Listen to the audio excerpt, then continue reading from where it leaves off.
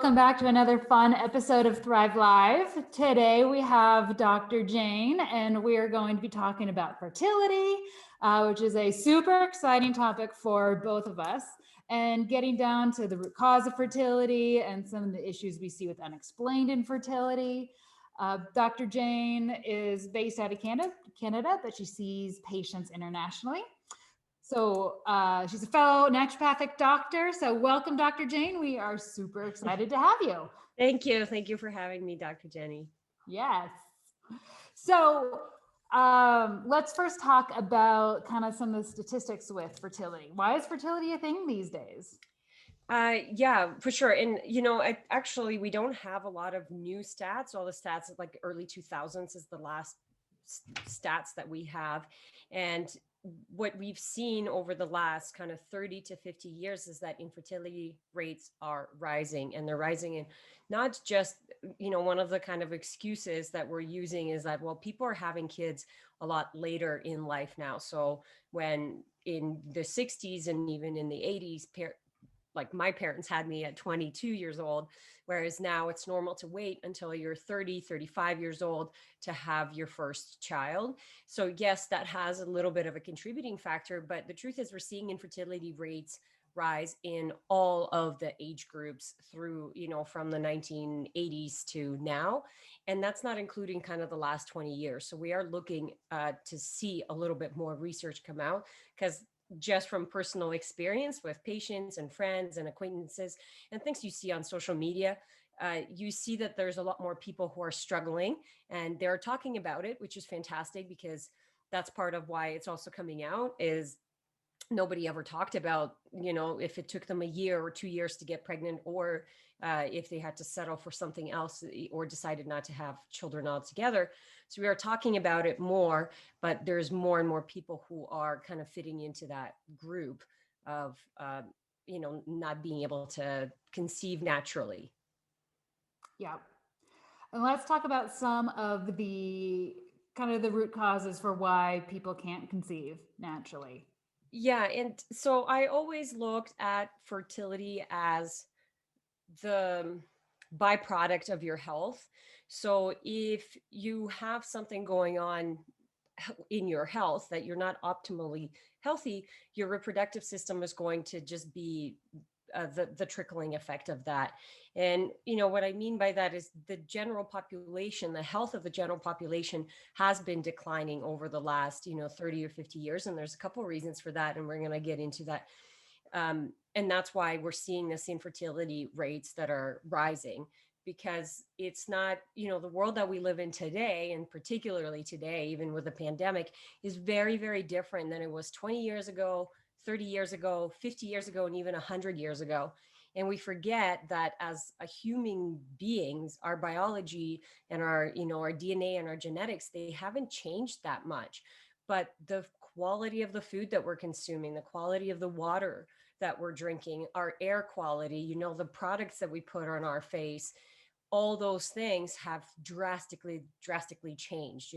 We use so many more herbicides and pesticides to grow our food. We use antibiotics and steroids to grow our meat, to make sure that we're feeding the population, and that's contaminating our water. And then you look at all the health and beauty products that we're using, and we're not really thinking of that it has any impact on our health, but it certainly does. We see that in our world. We see that in the functional medicine world quite a bit, and that's trickling down into your reproductive health, because now it's depleting your nutrient status. You're not getting the nutrients that you do need, and then your detox pathways are not working as well, because you're toxic overload. And then that's being stored in our tissue, and whether that's the testes or the ovaries, or your liver, your skin, your hair, it's just getting stored because it has nowhere else to go. And that's of course going to impact the quality of the egg, the quality of the sperm, the ability of the female to carry implant the egg properly, and then carry the fetus to term. And that's one thing that I want to point out. Like when you look at the stats, I'll look at stats Canada a lot, and then of course North America, but they'll just look at live births. They won't look at anything else. So if that infant has crazy eczema or crazy digestive issues, or they don't even, or asthma, or they don't make it past that first year of life for whatever reason, it's still considered that it was a live birth, right? So I'm talking more on, hey, let's have a healthy baby. Let's not just have a baby. Let's make a baby that's going to thrive in our world right now, as opposed to just, just barely make it. Yeah, that the environmental toxicity component is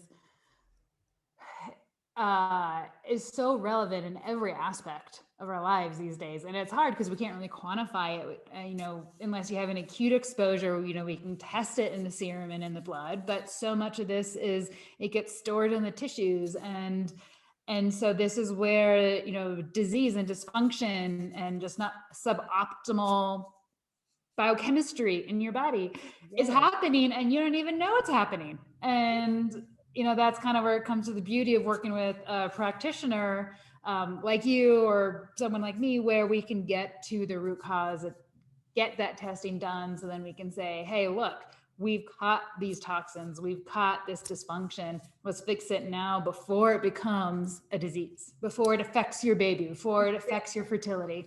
Exactly. And then you have to add, it's like, I kind of kicked off in that because I'm really, doing a lot of research in the environmental toxicity, but then you just look at the stress and the stress that we experience as human beings. But again, it comes down to, we sit in front of our computers, we check our phones constantly. Like, we have this radiation that's constantly around us. We're not going outside anymore. And especially with COVID and in Canada, like, I'm seeing it all the time. Canada seems to be not recovering as well as the US, but like, you're seeing people walking in masks outside on trails, and you're like, what are you doing? Like, this is your chance to breathe in the fresh air, but so you think about things like and then you're not moving your body because you're tired, so you're not exercising, you have a lot of stress at work, and then you're more likely to make poor food choices, and then those food choices are going to be more toxic, and then you're going to have the toxins of choice, which I call, right, the alcohol and drugs or anything else that you're just trying to cope with the stress, essentially. And that's all going to reflect on your fertility, because like I said right at the beginning, your fertility is the extension of your health. And when I see couples who are coming in, and my goal is to educate people so they're coming in proactively before they even start trying to have a baby. But the problem, they're coming in like 2 months or a month before they're ready to start. I had a couple, she's like, okay, what should I do? I just got off birth control, and we're ready to go. And she's been on birth control for 10 to 12 years or even longer, which is, again, another part of the problem. And it's like, well, the first thing I tell people, couples, that they need to know is like, well, it takes 6 months to a year to prepare your body. And if you don't have that understanding, and if you don't know what's going on with your health, now that it feels disappointing, and you just want to try and see what happens. And it's not to say that you can't get pregnant, and you can't, I've had people got pregnant on birth control. But again, we're looking at optimizing that baby, right? The performance and the health and the thriving of that child, as opposed to like, oh, let's just make a kid because this is the thing that fits into my calendar now. And it's like, yeah, it doesn't really work that way. And I got to experience that firsthand, where with our first child, like, zero problems. I mean, honestly, it was like, we didn't even try. I was like, oh my God, I guess I'm pregnant. I need to start doing all these things. But being a naturopath, I was confident in, the things that I've done. Mind you, my pregnancy wasn't as good as I thought it would be. I was nauseous and all that kind of stuff for way longer. And I had cold sores and all these breakouts that I was like, oh man, my body's not handling these hormones. But then I actually had a miscarriage in October, and that really threw me off, because I was convinced that I was healthy and I don't have to worry about, like, we're just going to have sex on this day, I'm going to get pregnant, and then I'm going to give birth on this day. And the kick was that, like, you can't plan these things like that. And we had a really stressful year, and it wasn't a great time, but we were like, no, it has to work into this schedule. And so it's humbling, because you remember that, like, oh, you're creating a life. Like, it's not just this thing that you can pencil into your calendar, you know? And I mean, we try because that's how our lives are. And nowadays anyways, right? So that was a humbling experience, which is why I've kind of really switched into doing more research for fertility to help couples prepare themselves to, conceive a healthy baby and have a good pregnancy. Like, this pregnancy is much better than with my first one, because I did all the prep work, and I'm taking different stuff, and so I practice things firsthand on myself, and then pass it on. Yeah. Thank you for sharing your story. Hmm. Yeah, I mean, I think it's important. It's important to connect. Um, and like I said, it was humbling, and I'm amazed of how many people opened up and told me their stories. And the heartbreaking thing is, like, after one miscarriage, I was like, oh, I need to check some things. And nobody could do that for me. I did it for myself because I'm a naturopath. Like, my midwives were like, it happens. It's 1 out of 4 people have a miscarriage. Your doctor is like, yeah, come talk to us when you've had 3. And I'm like, 3 miscarriages? You have to have 3 miscarriages in order for somebody to look at you and say, hey, what's going on? Like, where is the breakdown, the emotional trauma, the emotional investment that goes into it, the fear of retrying and not knowing what's going to happen. And you have zero support for that. Like, that, like, that was crazy to me. And the first thing I did is I tested my progesterone, I tested my hormones, I tested my vitamin D, and I looked at where I could improve. And I made those changes, and I knew, I worked with my body, I worked with naturopaths, I have health coaches. I had that support, but many of my patients who are reaching out to me now, they don't. They just go on and try, and they hear that, okay, well, I'm supposed to take CoQ10, so I'll just take CoQ10. And it's like, you might need CoQ10 if that's the thing that's missing for you, but that's not the magic pill. It's really about understanding what is going on in your health, and not just as a female, but your partner, because you have to remember that 50% of that DNA is the sperm, and that sperm quality is going to matter when it comes down for the egg and the sperm to meet and actually starting to replicate. If there's any genetic malformations, because a lot of miscarriages are because it's not a viable, right? It's not a viable baby, and it's like, it's a Turner syndrome, or it's something that's, the baby's just not going to be able to survive. So it is the right thing for it to happen, even though emotionally it's hard, and you're starting to blame yourself, and you go into that, what did I do wrong? And where it's like, no, that was the right thing, but what are you missing, whether it's you or your partner, or both of you, in order to create that healthy, thriving infant, and then fetus and infant, and then child, and then therefore adult, right? And prevent all these diseases that we see all the time. Yep. And we treat with natural, right? Like, we try to treat it with natural, but like, imagine if they didn't even have to, if they didn't have that at all, like their genes were just good. It's like, Yeah. whoa, that would be crazy.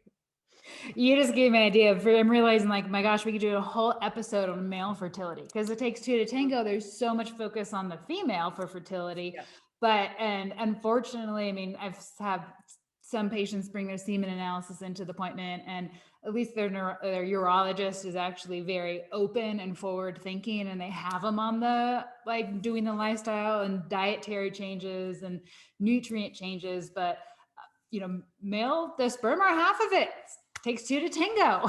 For sure. Yeah. Well, and it depends on your doctor, right? And I'm a big proponent for you to stand up and make sure that you have the support that you need.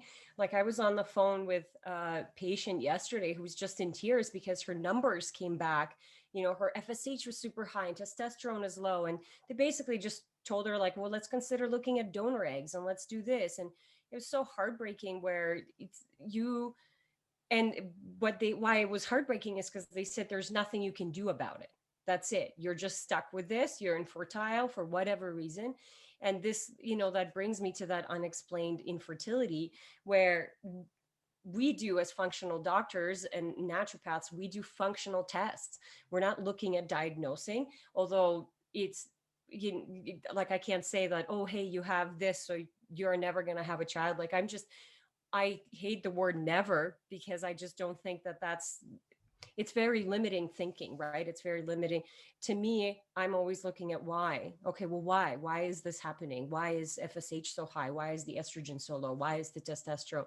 And then you just keep asking why, and, get to the root. But these functional tests help us understand that unexplained infertility, where, oh, turns out this person is really depleted in nutrients, and turns out this person's hormones are super super low for the stage or the age that she or he should be at.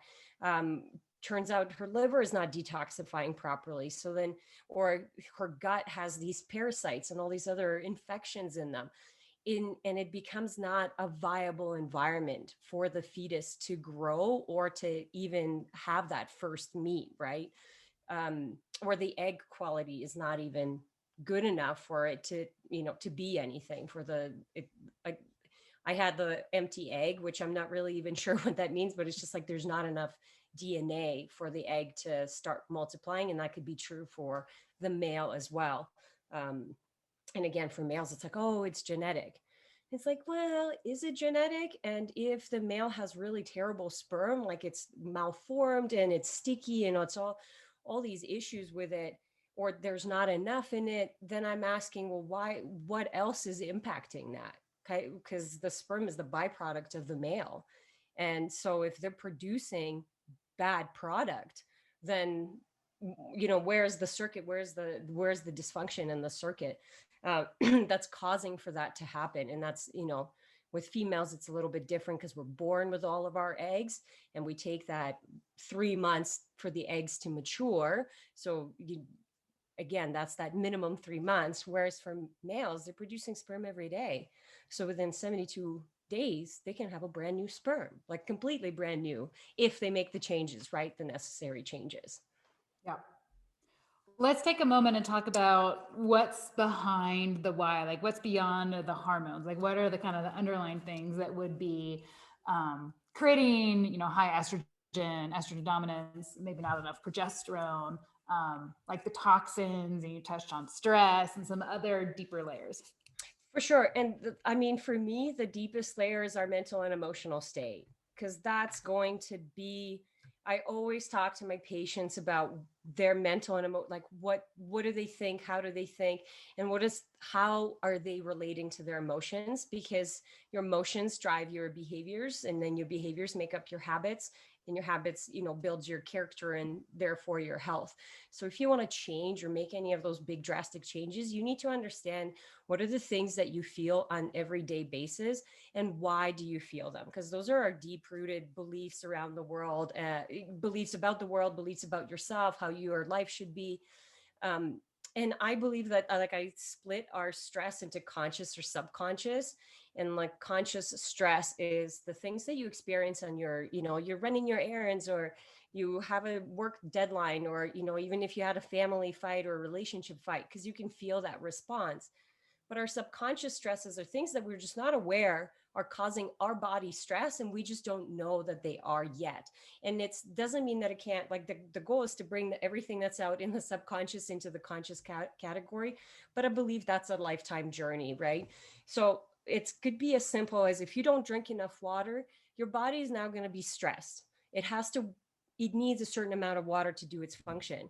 So if it doesn't have that water, now all of a sudden it has to try to pull it from your skin or your hair, your nails.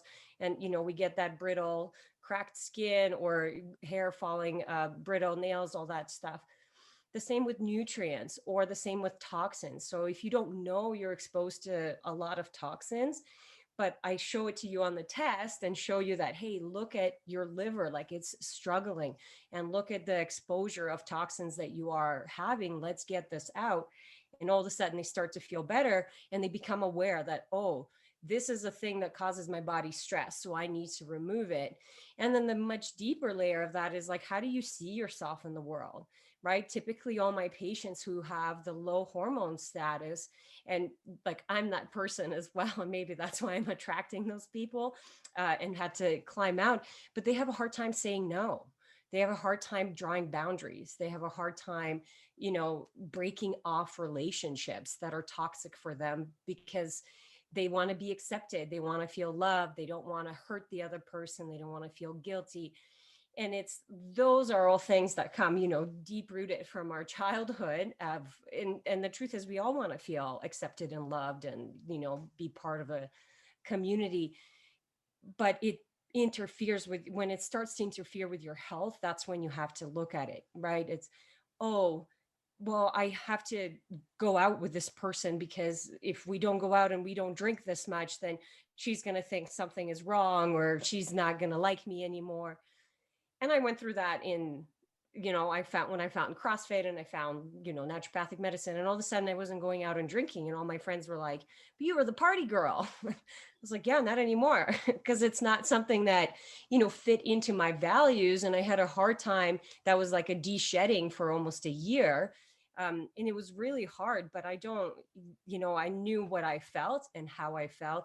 And I took the step to do that. So now I do that, a lot of that coaching with my patients, because if you're having a hard time saying no and you're super depleted and you're super tired, or you can't even like put energy into yourself, how is that going to work for putting energy into the baby, right? And it's like, well, you have to have a full cup in order to just produce the baby, because the baby grows in you first.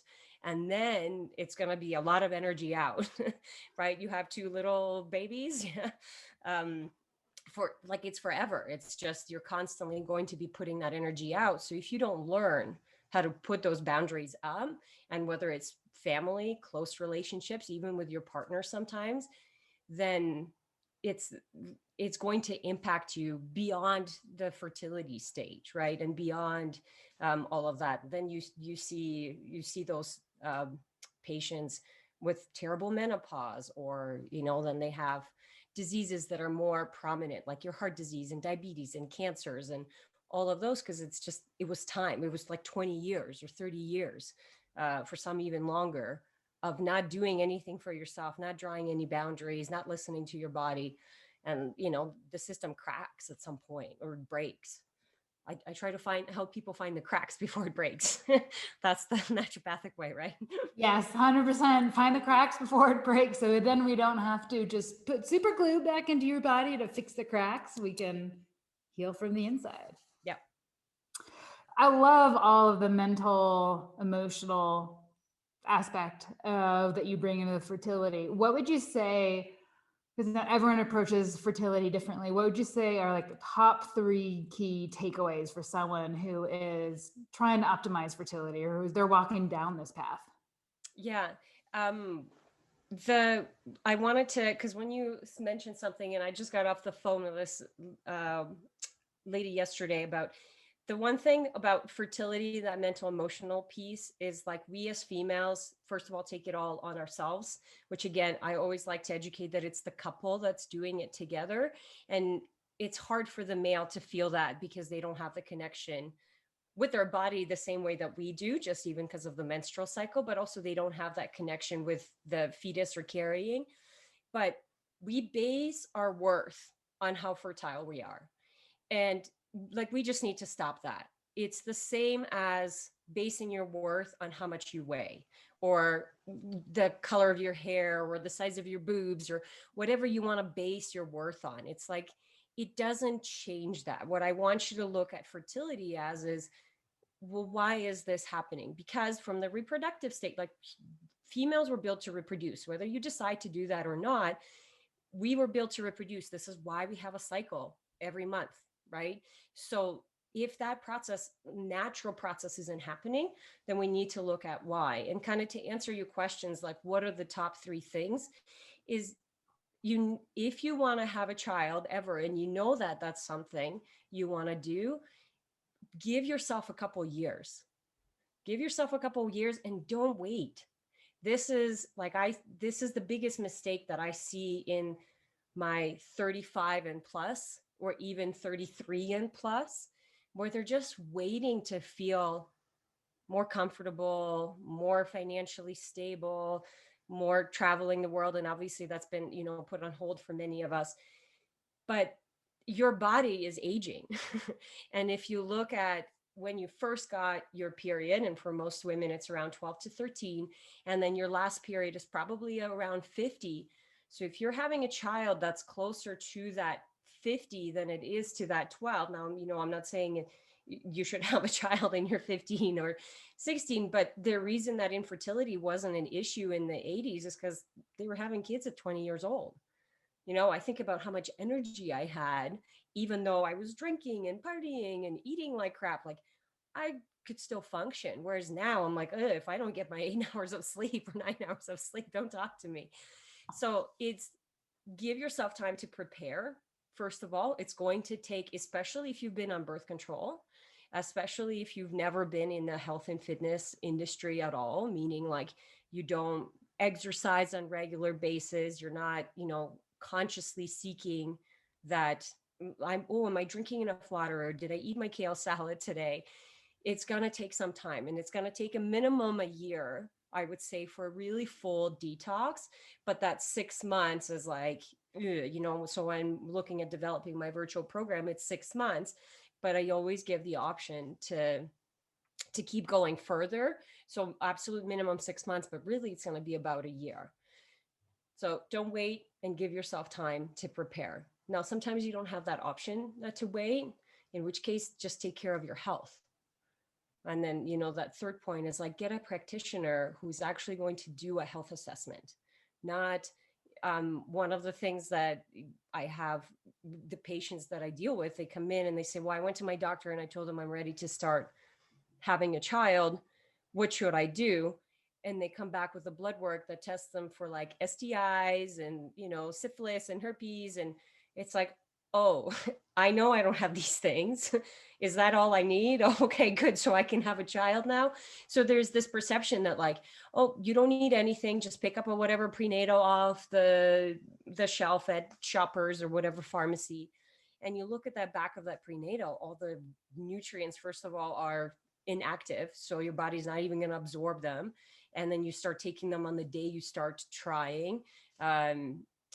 So, it's, you need to give yourself at least 3 months to be on the prenatal before you start trying, to just make sure that your tissue has the level of nutrients that it needs. Because in that first trimester, even myself as a naturopath, it's like I eat bread and potatoes and like, I don't even remember what else, but it was just like, it wasn't good.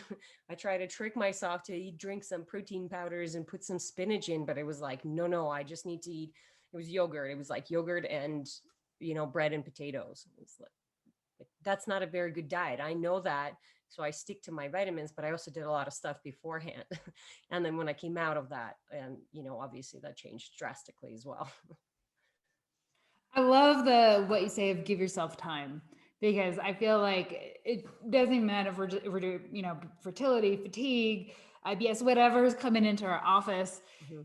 Is so often we have impatience with our health. With I totally understand we want to feel better now, but it takes years to develop the environmental toxicity that's affecting our eggs and fertility. It takes years to develop the estrogen progesterone imbalance. It takes years to develop the brain fog and the fatigue, and we can't expect our body to just take that pill and boom, we're good. We're fixed overnight. If it took us 5 years to develop this, it might take us 10 years to work on fully recovering that, double the time basically of recovery. Yeah. We can speed it up with our detoxes. And but like on the mental emotional aspect, it's also giving our bodies the grace and the forgiveness to give ourselves that time, provide emotionally, give ourselves that emotional space to be like, okay, we're doing self-care, we're healing our body on the inside, and let's give that positive gratitude back to our bodies. I unfortunately don't see enough gratitude for our bodies and love for ourselves just throughout the patient population, and myself included. I'm still there. I'm working on that. Sure. Yeah. Always But constantly working. Yeah. totally. And that goes back to the mental emotional piece of fertility too. And so many of my fertility patients are so hard on themselves, and they're like, I'm the cause of infertility. Yes. And Or I'm broken, right? Like that yes, was the thing that came up for a couple of my patients recently. And that's the whole, You need to really understand what fertility means for you and include your partner into that, not to spread the blame, but so you could go through this pain together and grow together. Because the mental emotional piece, sometimes if the female doesn't, you have a female's like, well, I don't think my husband would do this, and he wouldn't do, he's not really into taking supplements. It's like, well, you want to have a child with this person, right? So is this the right person for you to have a child? Because sometimes it's, you look at the numbers and you look at everything and it's, oh, why isn't this, they're totally healthy, they're fine, why can't they get pregnant? It's like, well, it turns out you don't actually really like your partner, or you're not really attracted to them anymore. And that you said something about the pill and fast, and it triggered, if you are been on the pill for 10 to 15 years, and it's really common. Like, I have a 26-year-old patient that she just came off the pill and she's been on it for over a decade. And it's like, at 26 years old, that's crazy, right? Because you've been put on it 12 or 13 because you had bad periods, bad acne, whatever. And you were just on it and you had no reason to come off because your period is regulated and it's great and you don't have to worry about anything. But the message that you're sending your body is no, no, no, no, no, right? Like, don't get pregnant, don't get pregnant, don't get pregnant. And you send that message for over a decade, and then you come off the pill, and all of a sudden you're like, okay, let's get pregnant. And it's like, well, you just told your body not to get pregnant for the last 12 years, right? Let alone all the depletion and everything else that happens with that. So it's giving, like you said, giving your body that time and grace period to heal and to really become in tune with it. Because when you're taking something like the birth control, which I was given, and I remember I started taking it at 16 and I didn't notice anything, and in my 20s I started to be like, I feel really moody and I'm gained weight, and like, this is happening. But because you've been on birth control for 4 years, you're not like, that's what that is. It's like, I haven't changed anything, why am I this? And it's like, yeah, because it's accumulated. And now and that's the same with toxin exposure. It's like, well, I never paid attention to the quality of the water that I drank, because it didn't accumulate and it didn't impact me. And the more in tune you can become with your system, the more in tune, the more you can pick up any kind of cracks of like, oh, this is not working well, or this is not working well, as opposed to waiting for your body to scream. And I'll say, like, yellow flags versus red flags. Like, our body gives us a lot of yellow flags before it gives us the red one. So if you can find a practitioner who's going to look at your yellow flags and not discount them, and not say, yeah, that's normal, wow, you just have some IBS, or you're a little moody, or whatever, to be like, no, why is that? Like, what's triggering that? And look at your whole picture, not just your physical symptoms. Again, that's when it comes back to mental and emotional. Because if you're in a relationship that's toxic and you don't actually like your partner, that's something with birth control. Again, I don't know, do you know this, right? That your pheromones change, and then you can actually, the person that you attract on birth control is going to be different than the person that you attract without being on birth control, just because birth control basically like mimics pregnancy. So then you're more likely to attract somebody who's going to be more like a family immune system, versus when you're off, you want to attract somebody who's going to have the opposite immune system of you, because that's how you build a strong baby. And I can't tell you how many women, A, I've told, but B, have gotten off birth control and been like, yeah, I don't really like my husband anymore. I was like, I know. You should have gotten off before you got married. And it's nothing to do with that person. It's just like, they're just not the right fit for you. And that's not, that's just life. Yeah. I want to go back to, you're talking about red flags, yellow flags. One message I'm trying to get across with listeners and patients all the time is, we do our deepest healing when you feel great, right? When you don't have any issues, that's when we can actually do incredibly deep work in the body, because this is before your yellow flags have come up. And Sure. And unfortunately, this is just a whole different mindset. And this is the mindset that you work in as well. But it's just different than conventional medicine, right?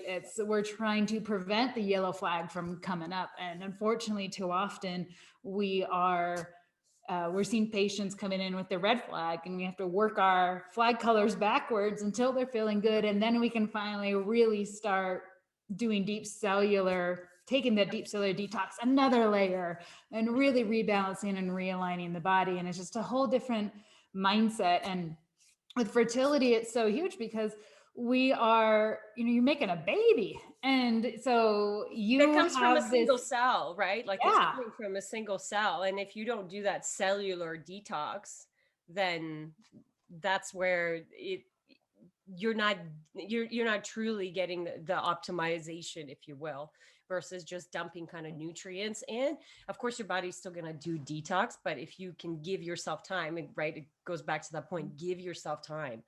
It's not going to be a 3 months. And that's again some of the mistake that my patients have made, and now it's been 6 months or a year that they're trying. And it's it's heartbreaking, but at the same time it's like, no, I think that's just how long it's going to take, because we've had issues for a really long time. And then that age becomes a factor and you start to worry about it. And we're all worried about the age, but it's not your age, it's the age of the tissue. And the age of the tissue is dependent on how well your cells are working, right? And then it always comes back down to like that single cell, because all it is a single cell multiplied by billion trillion times. And that's your body. And that's constantly changing, right? yep, we are all from one cell each is where we start, which is Cool, right? It's wow. And I'm pregnant right now, and the way that I think about what my body is doing is so different this time around than the first. Because the first time I almost like didn't believe I was pregnant, you know?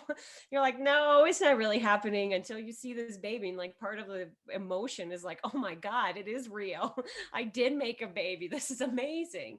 Whereas now I obviously have that, like I know that there is a baby.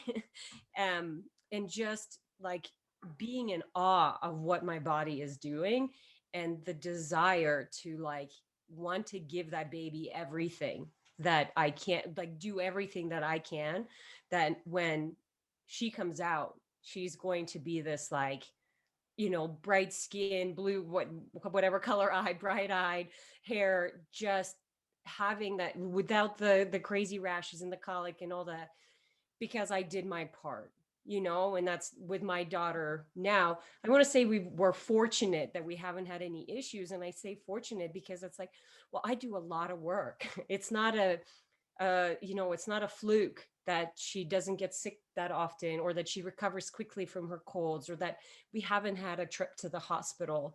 Um, Knock on wood, because we do a lot of things proactively, right? It's like, Mhm. it's not, and that's what I want to educate patients, as opposed to like, oh, babies just always have colic for this long, or they're not good sleepers, or they're this. And it's like, when did that, like, no, that's a yellow flag. Yep.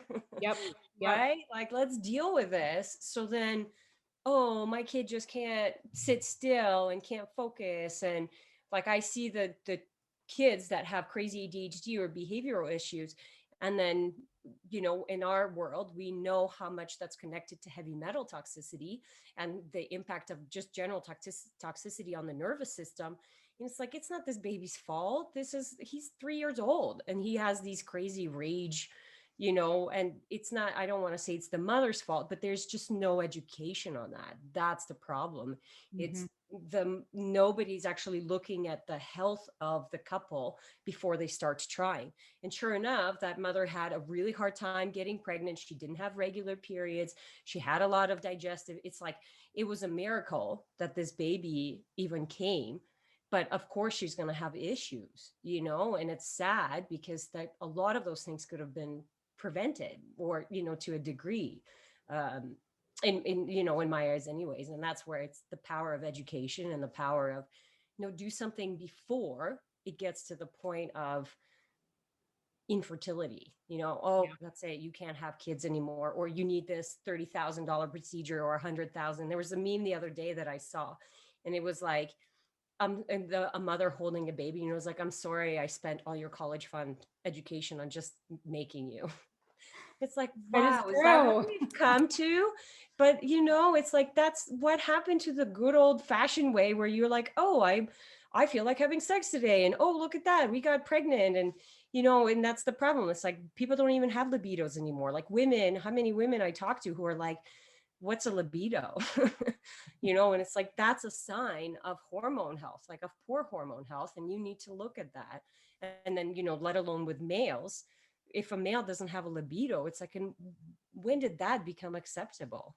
Yeah. And, just to do some stereotyping here, but Yeah. it's the that's the whole, like, do a health assessment, get somebody to actually look at who you are and where are your pitfalls, because there is information out there. And my hope is we get that in our education system at some point, Mm-hmm. so then you understand how your body works, and then you understand that, oh, if I don't do this, like if I didn't poop for 3 days, you actually just need to eat fiber, not you need to go and buy a laxative, and that's the pharmaceutical industry, and that's a whole other topic. Yes. Well, and the unfortunate side is, all the women who don't go through, or the men, who don't go through this fertility prep of detoxing and preparation, is that, but especially for the females, is then when you get into the postpartum, when you have the additional Yes. just physiological immune stressors, adrenal Yes. stressors, the lack of circadian cycle, you have a baby, so there's a whole cycle, you're just Yes. stressed about the baby, is then if anything was underlined and simmering, now it's going to flare. So now you got to do that on top of that. And I can't tell you how many patients, because I do a lot of postpartum and motherhood, who we were trying to just piece them back together after they've had 3 pregnancies, because there wasn't any prep going into the pregnancies. And you put all of these nutrients and energy, like you were talking about before, of you making a baby, it's energy, energy, energy, energy. Yes. Yeah. You're just And dumping. It's a fire hose of energy out it is. constantly. It's a fire hose. and then if there's not enough recovery, you got to recover your nutrients. You got to recover your adrenals, circadian cycle, neurological system, immune system, and it's.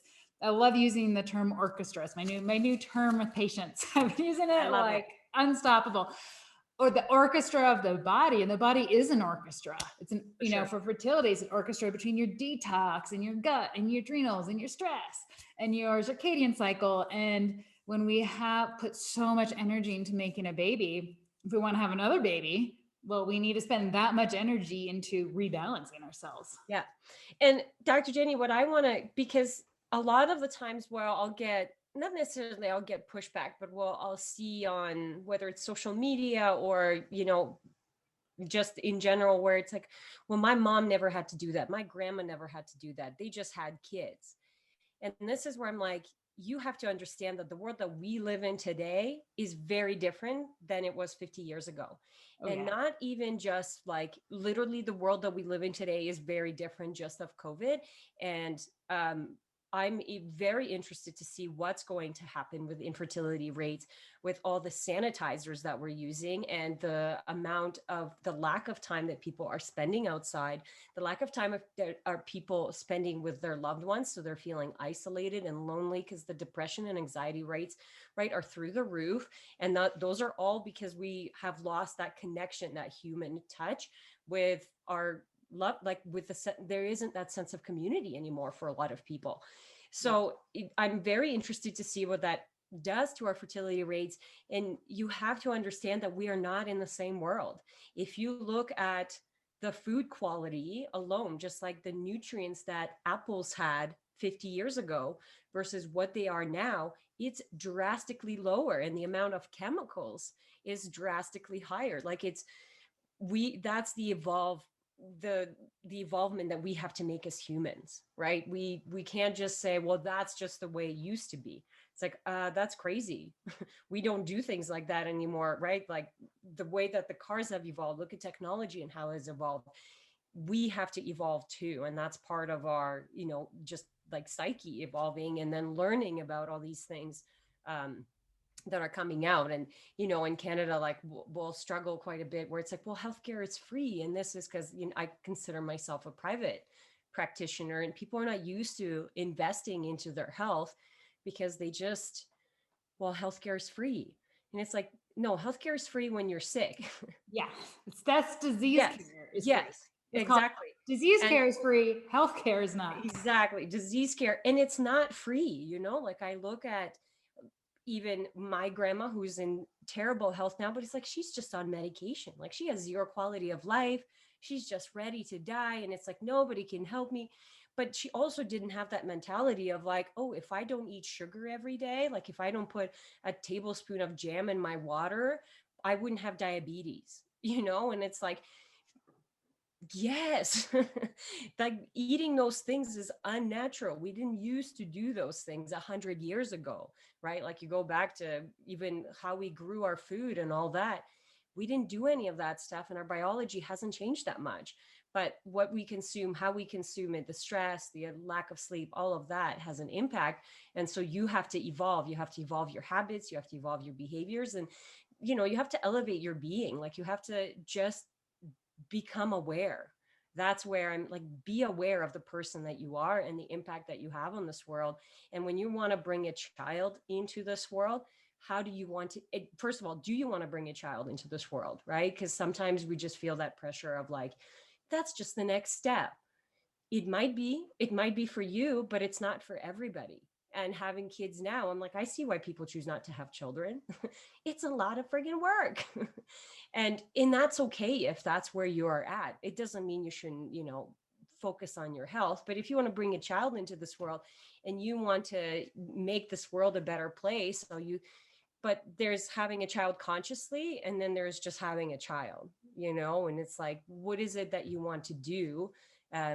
Because I think that we're going to come to a point where you just won't be able to have a child unless you're conscious and aware of the impact that you have on the world, of what you're taking in, because it's like your body is just too toxic and too tired and too stressed and too depleted. And that's, survival of the fetus, like the reproductive system is just not going to let you do that. And that's just, the evolution of human beings. But that's far off. But I'm trying to educate people so it doesn't get to that point, right? It's like, hey, have a kid who's going to be strong, who's not going to be a burden on the healthcare system, who's going to have those bright eyes and motivation and do the things that we need to in order to make this world a better place, as opposed to just like, here's a donut and whatever. Yes. They're just kids. They like cake. And it's like, no, no, you're literally ruining their nervous system. Yep. Yeah. Right? Conscious decisions. Yeah. Yes. Yep. Yeah. That's it. Make conscious decisions. If anyone has any questions, feel free to shoot them over in the chat box. We only have a couple more minutes before I have to skip off to my afternoon patients. Yes, we are far off. Sorry, sometimes. No, this has been amazing. I love it. And while we're waiting for any questions to come through, I'm just going to quickly talk about next week.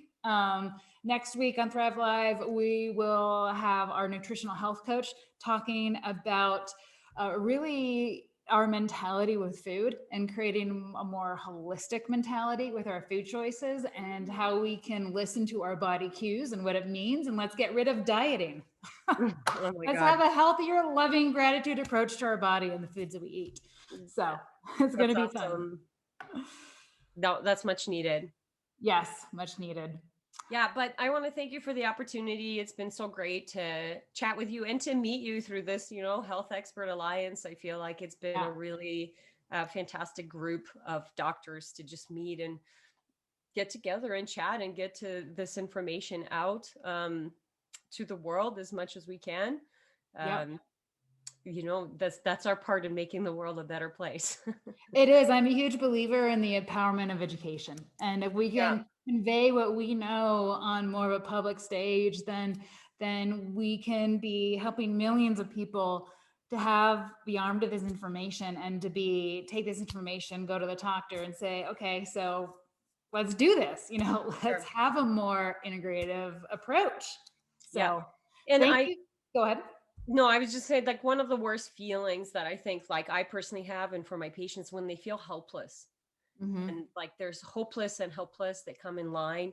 And when you understand and you have that education piece and you have someone who's going to walk you through, but also teach you how to take care of yourself or what to do, what to expect, then that helplessness and hopelessness is not so deep, because you're still going to experience those emotions in different parts of your life. but that's that empowerment piece, right? Education, Mhm. knowledge equals empowerment. So if you feel like you know why things are happening, then you can do something about it, versus like, nope, that's just the way that it is. That's where I'm like, no, I refuse to believe that. I Yes. don't think anything is just the way that it is. Energy is No. not created or destroyed, so we have to figure out where is that energy from, why is it doing this, and so on and so forth. Yep. I love it. Thank you so much. I apologize. I know we went over time, but it was Oh, so no, you're fine. Thank you so much for coming on. You are a wealth of information. I will have your information at the ending slide here. So if anyone who wants to connect with Dr. Jane, she works internationally, virtually. She is a fantastic practitioner and loves fertility. So thank you so much. Thank you. All right, bye.